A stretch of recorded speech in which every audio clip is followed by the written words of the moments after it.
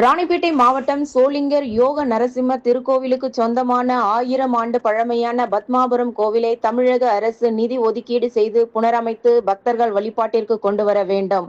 இந்து மக்கள் கட்சி அர்ஜுன் சம்பத் வலியுறுத்தல்.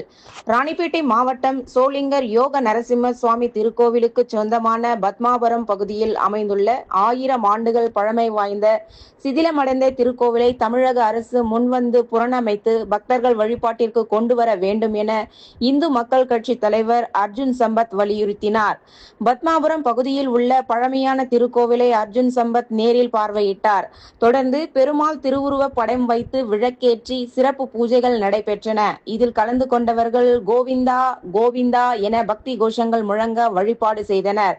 இதனைத் தொடர்ந்து நடைபெற்ற செய்தியாளர்கள் சந்திப்பில் அர்ஜுன் சம்பத் கூறியதாவது: உலக புகழ்பெற்ற சோளிங்கர் நரசிம்ம சுவாமி திருக்கோவிலுக்கு சொந்தமான இந்த 1000 ஆண்டு பழமை வாய்ந்த திருக்கோவில் பத்மாபுரம் பகுதியில் அமைந்துள்ளது.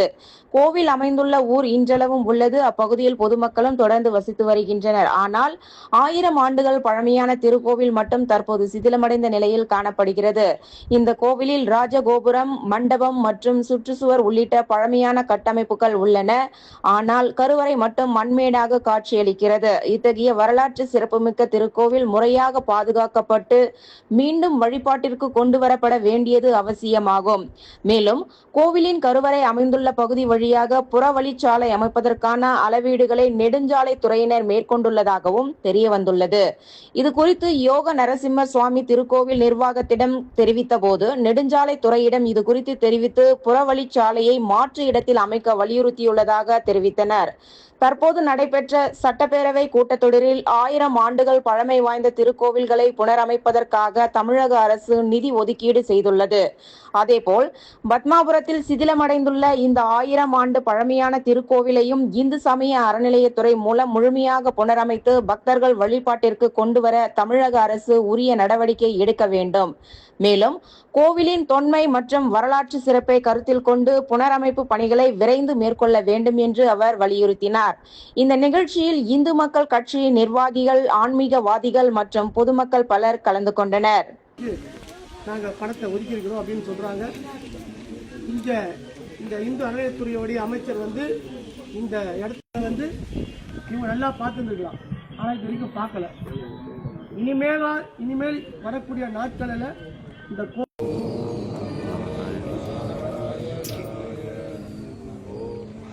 போல வேற எந்த இடத்தையாவது வேற எந்த ஒரு மதத்தை சார்ந்தவர்களோ மற்றவர்களுடைய இதுவாக இருந்தாக்கா சிதிலமடைந்திருக்கின்ற காரணத்தினால் இக்கோயிலை வழிபாட்டிற்கு கொண்டு வந்து இந்த ரோடு இந்த கருவறை மேல வர்ற மாதிரி மார்க் பண்ணி புகழ்பெற்ற சோளிங்க நரசிம்ம சுவாமி கோவில் மலை அடிவாரத்திலே 1000 ஆண்டுகள் பழமையான இது ஒரு பழமையான ஊர் பத்மபுரம்.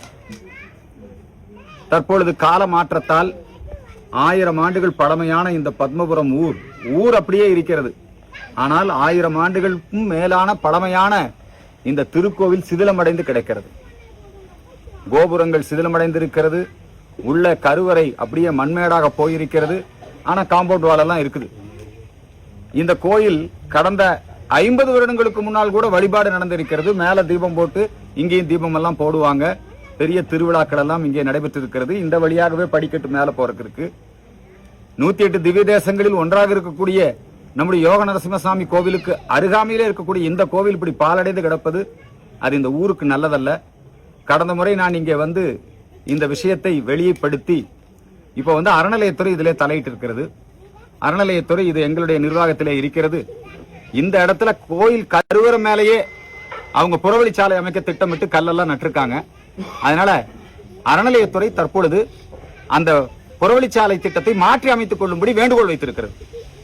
ஆக மொத்தம் இப்ப இந்த கோயில் மறுபடியும் புனருத்தாரணம் செய்யறோம்னு சொன்ன உடனே இந்த கோயிலுக்கு முன்னாடி இருக்கக்கூடிய இந்த இடத்தினுடைய உரிமையாளர் 1 ஏக்கரா நிலத்தை இப்ப இந்த கோயிலுக்கு இந்த புனருத்தாரண பணிகளுக்கு தானமா கோயிலுக்கு கொடுத்திருக்காரு. உண்மையிலேயே நான் பாராட்டுறேன். அறநிலையத்துறைக்கும் பாராட்டு தெரிவிச்சுக்கிறேன். புதர்மண்டி கிடந்த இடத்தை எல்லாம் சுத்தம் செய்திருக்கிறார்கள். தொடர்ந்து இந்த கோவிலை கட்டி அமைக்க வேண்டும். நம்முடைய சோளிங்க நரசிம்மசாமி கோவிலுடைய நிதியிலே இருந்து இந்த கோவிலை புனருத்தாரணம் கும்பாபிஷேகம் செய்யணும்.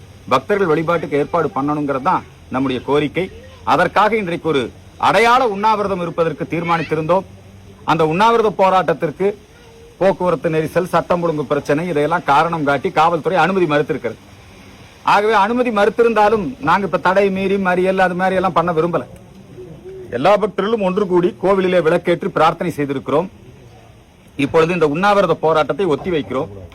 தொடர்ந்து அறநிலையத்துறை, தமிழக அரசாங்கம் ஆகியவை உரிய நடவடிக்கை எடுத்து இந்த கோவிலை காப்பாற்ற வேண்டும். காப்பாற்றுவதோடு மட்டுமல்ல, இந்த கோயிலுக்கு இந்த பகுதியில ரோடு வர்றதை நாங்க யாரும் எதிர்க்கல. கோயிலை இடிக்காம மாத்தி அமைச்சுக்கங்கன்னு சொல்றோம். அதே தான் அறநிலையத்துறையும் இப்ப வேண்டுகோள் வச்சிருக்காங்க. இந்த கோயிலை காப்பாற்றணும், கோபுரத்தை காப்பாற்றணும், இந்த கோயில்ல மீண்டும் வழிபாடு வரணும். அதற்காக தொடர்ந்து சட்டப்பூர்வமான நடவடிக்கைகளை மேற்கொள்கிறோம். இங்க இருக்கிற மக்கள் எல்லாரும் 1000 பேர் சேர்ந்து பால்குடம் எடுத்து வந்து இங்கே விரைவிலே ஒரு பாலாபிஷேக நிகழ்ச்சியும் விளக்கு வழிபாடு நிகழ்ச்சியும் நடைபெறும் என்பதை இந்த நேரத்திலே தெரிவித்துக் கொள்கிறேன்.